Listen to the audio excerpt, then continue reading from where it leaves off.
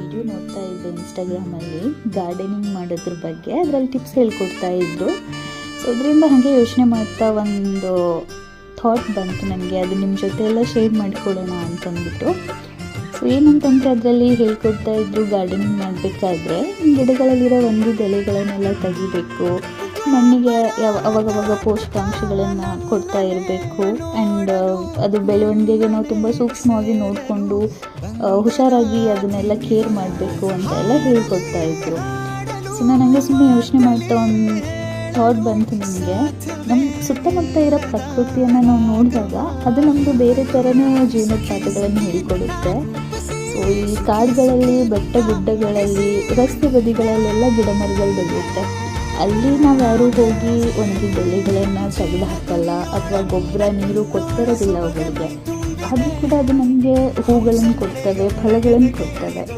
ಯಾವತ್ತೂ ನಾವು ಅದು ಯಾಕೆ ಅಂತ ಯೋಚನೆ ಮಾಡೋಕ್ಕೆ ಹೋಗೋದಿಲ್ಲ ಅಲ್ವಾ.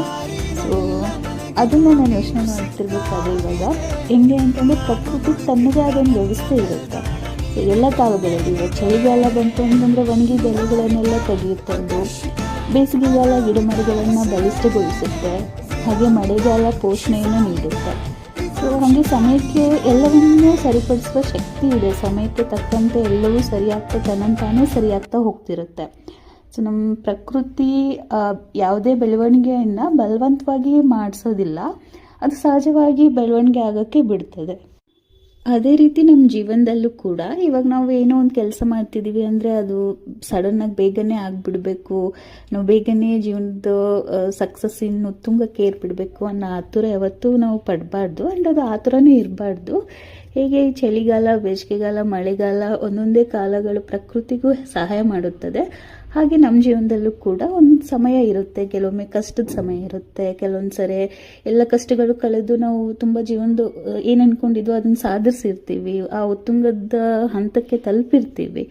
ಸೊ ಕೆಲವೊಮ್ಮೆ ಹೆಂಗೆ ಅಂದರೆ ನಂಬಿಕೆ ಮತ್ತು ಪ್ರಯತ್ನ ಅನ್ನೋದು ತುಂಬ ಮುಖ್ಯ ಆಗುತ್ತೆ.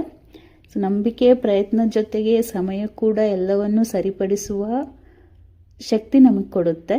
ಸೊ ಯಾವತ್ತೂ ಜೀವನದಲ್ಲಿ ನಂಬಿಕೆ ಕಳ್ಕೊಬೇಡಿ, ಪ್ರಯತ್ನ ಮಾಡ್ತಾ ಇರಿ. ದೇವರು ಎಲ್ರಿಗೂ ಒಳ್ಳೇದು ಮಾಡಲಿ ಅಂತ ಕೇಳ್ಕೊತೀನಿ. ಖುಷಿಯಾಗಿರಿ.